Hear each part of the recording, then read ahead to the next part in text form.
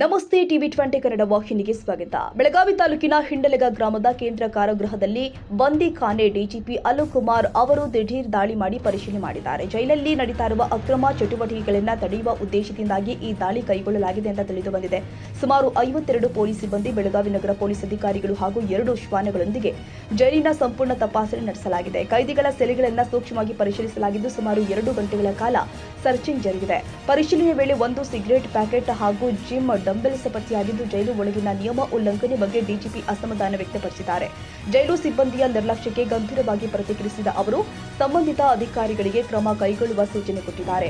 ದಾಳಿ ಬಳಿಕ ಮಾಧ್ಯಮಗಳೊಂದಿಗೆ ಮಾತನಾಡಿದ ಡಿಐಜಿ ಅಲೋಕ್ ಕುಮಾರ್, ಜೈಲಿನ ಒಳಗಿನ ಅಕ್ರಮ ಚಟುವಟಿಕೆಗಳನ್ನು ಸಂಪೂರ್ಣವಾಗಿ ನಿಯಂತ್ರಿಸಲು ಕಟ್ಟುನಿಟ್ಟಿನ ಕ್ರಮ ಕೈಗೊಳ್ಳಲಾಗುತ್ತೆ, ತಪ್ಪಿತಸ್ಥರ ವಿರುದ್ಧ ಚಿಕ್ಕ ಶಿಕ್ಷೆ ವಿಧಿಸಲಾಗುತ್ತೆ ಅಂತ ಎಚ್ಚರಿಕೆ ಕೊಟ್ಟಿದ್ದಾರೆ. ಈ ದಾಳಿ ಜೈಲಿನ ಒಳಗಿನ ಭದ್ರತೆ ಹಾಗೂ ಶಿಸ್ತು ಕಾಪಾಡುವ ನಿಟ್ಟಿನಲ್ಲಿ ಮಹತ್ವದಾಗಿ ಪರಿಗಣಿಸಲಾಗಿದೆ.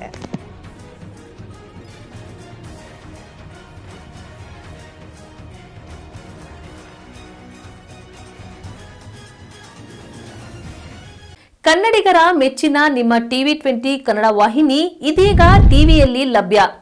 ಕರ್ನಾಟಕ ಮತ್ತು ದೇಶ ವಿದೇಶದ 360 ಡಿಗ್ರಿ ಸುದ್ದಿ ವಿವರವನ್ನ ಪಡೆಯುವುದಕ್ಕೆ ಟಿವಿ 20 ವಾಹಿನಿಯನ್ನು ಲೈಕ್ ಮಾಡಿ, ವಿಡಿಯೋಗಳನ್ನು ಶೇರ್ ಮಾಡಿ, ಕಮೆಂಟ್ ಮಾಡಿ, ಸಬ್ಸ್ಕ್ರೈಬ್ ಮಾಡಿ.